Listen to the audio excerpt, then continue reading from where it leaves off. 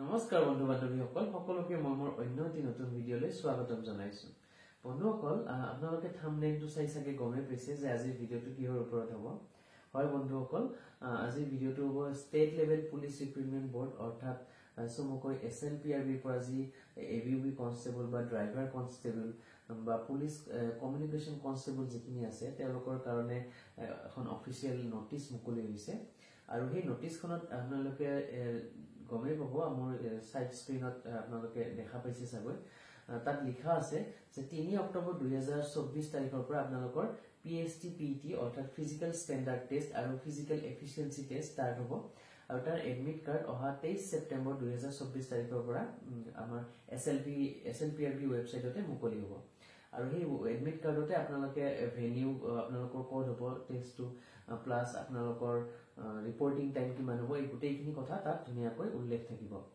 আৰু বন্ধুসকল আপোনালোকৰ কিন্তু ফিজিক্যাল ষ্টেণ্ডাৰ্ড টেষ্ট বা ফিজিক্যাল এফিচিয়েন্সি টেষ্ট যি 3 অক্টোবৰৰ পৰা ষ্টাৰ্ট হ'ব সেইখিনি শেষ হোৱাৰ লগে লগে কিন্তু তাৰ বেছি দিন গেপ নাৰাখিব চাগৈ। তাৰপিছত কিন্তু আপোনালোকৰ আকৌ ৰিটেন এক্সাম হ'ব। গতিকে আপোনালোকে কিন্তু এনেকুৱা নাভাবিব যে এতিয়া PST PET খিনি দি লওঁ, যদি ভাল হয় তাৰপিছত ৰিটেন এক্সামৰ প্ৰিপাৰেশ্যন কৰিম, তেতিয়ালৈকে কিন্তু বন্ধুসকল বহুত লেট হৈ যাব। যেহেতু কম্পিটিশ্যন বহুত টাফ, আপোনালোকে জানে দিনে দিনে কম্পিটিশ্যন বহুত বাঢ়ি গৈ আছে। আৰু PST PETৰ কাৰণেও বহুত আগৰ পৰাই প্ৰিপাৰেশ্যন কৰি আছে, পঢ়ি আছে, বহুত দিনৰ পৰাই পঢ়ি আছে তেওঁলোকে। গতিকে বন্ধুসকল এতিয়াও আপোনালোকে এৰি নিদিব, ধুনীয়াকে সাইড বাই সাইড আপোনালোকে PST PETৰ কাৰণেও প্ৰিপাৰেশ্যন কৰক আৰু লগতে আপোনালোকে ৰিটেন এক্সামৰ কাৰণেও প্ৰিপাৰেশ্যন কৰক। মই আপোনালোকক চমুকৈ এবাৰ সিলেবাসটো কৈ দিছো যে ৰিটেন এক্সামৰ সিলেবাসটো কেনেকুৱা হ'ব। আপোনালোকৰ টোটেল 100টা কুৱেশ্যন থাকিব। এটা কুৱেশ্যনত আপোনালোকৰ 0.5 কে থাকিব আৰু তাত কোনো নিগেটিভ মাৰ্কিং নাথাকে। আৰু সিলেবাসত আপোনালোকৰ থাকিব এলিমেন্টাৰী এৰিথমেটিক যিখিনি সিম্পল এলিমেন্টাৰী এৰিথমেটিক খিনি থাকিব। তাৰ পিছত থাকিব জেনাৰেল ইংলিছ, তাৰ পিছত থাকিব আসামৰ history, culture, polity, art and culture এই গোটেইখিনি থাকিব।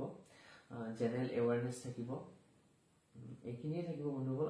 আৰু লগতে ৰিজনিং থাকিব, যিখিনি মেণ্টেল এবিলিটি সেইখিনি থাকিব। আৰু আপোনালোকৰ কোনো নিগেটিভ মাৰ্কিং নাথাকে। গতিকে এইখিনি সিলেবাস আপোনালোকে ধুনীয়াকৈ প্ৰিপাৰেশ্যন কৰি যাওক। এতিয়াও ধৰক আপোনালোকৰ ৰিটেন এক্সামলৈ 2-3 মাহ আছে, গতিকে এতিয়াৰ পৰাও যদি ভালকৈ প্ৰিপাৰেশ্যন কৰে বহুত ভাল প্ৰিপাৰেশ্যন হ'ব। আৰু বন্ধুসকল বহুতে SI কথা সুধি আছে। গতিকে যিহেতু ABUBৰ বা কনষ্টেবলৰ যিহেতু ৰিক্ৰুটমেণ্ট প্ৰচেছটো ষ্টাৰ্ট হ'ব অক্টোবৰৰ পৰা, গতিকে SIৰ কাৰণেও কিন্তু বৰ বেছি টাইম নাই বন্ধুসকল। আপোনালোকে যদি পঢ়া বাদ দিছিলে মাজতে আৰু ষ্টাৰ্ট কৰক আপোনালোকে SI। আৰু SI এক্সামত আপোনালোকে জানে মোৰ চেনেলত বহুত কেইটা ভিডিঅ' আছে। SI এক্সামত কিন্তু বন্ধুসকল টোটেল 100 মাৰ্কছ থাকে আৰু 100টা কুৱেশ্যনছ থাকে। আৰু তাত কিন্তু বন্ধুসকল নিগেটিভ মাৰ্কটো আমাৰ ADRৰ নিচিনা নহয়।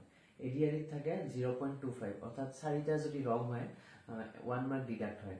কিন্তু আমাৰ SI ক্ষেত্ৰত কিন্তু 0.5 কে থাকে, অৰ্থাৎ 2টা কুৱেশ্যন যদি আপোনালোকৰ ৰং হয় তেতিয়াহ'লে 1 মাৰ্ক ডিডাক্ট হ'ব।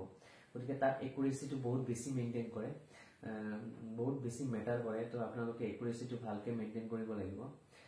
গতিকে সেইমতে আপোনালোকৰ প্ৰিপাৰেশ্যনো ভাল হ'ব লাগিব। গতিকে SIৰ কাৰণে যিসকলে SIৰ কাৰণে ফৰ্ম ফিল আপ কৰিছিলে তেওঁলোকে ৰিটেন এক্সামটো পঢ়ি থাকিবই, লগতে ৰিটেন এক্সামৰ কাৰণে আপোনালোকে আগৰ পৰা যেনেকৈ প্ৰিপাৰেশ্যন কৰি আছে তেনেকৈ ধুনীয়াকৈ প্ৰিপাৰেশ্যন কৰি থাকক। আৰু লগতে কিন্তু আপোনালোকে ফিজিকেল টেষ্টৰ কাৰণে প্ৰিপাৰেশ্যন আৰম্ভ কৰক যিসকলে এতিয়াও কৰা নাই। গতিকে বন্ধুসকল এইখিনি আছিলে ভিডিঅ'টোত। আৰু কিবা যদি তাৰপিছতো আপোনালোকৰ কুৱেৰি থাকে, কিবা যদি সুধিব লগা থাকে কমেণ্ট ছেকশ্যনত সুধিব পাৰে। আৰু SI ৰিলেটেড মোৰ বহুত কেইটা ভিডিঅ' আছে, মই ক'লোৱেই, আপোনালোকে চেনেলত গৈ সেইকেইটা চাই ল'ব। আৰু আজিৰ ভিডিঅ'টোত এইখিনি আছিলে বন্ধুসকল। Thank U.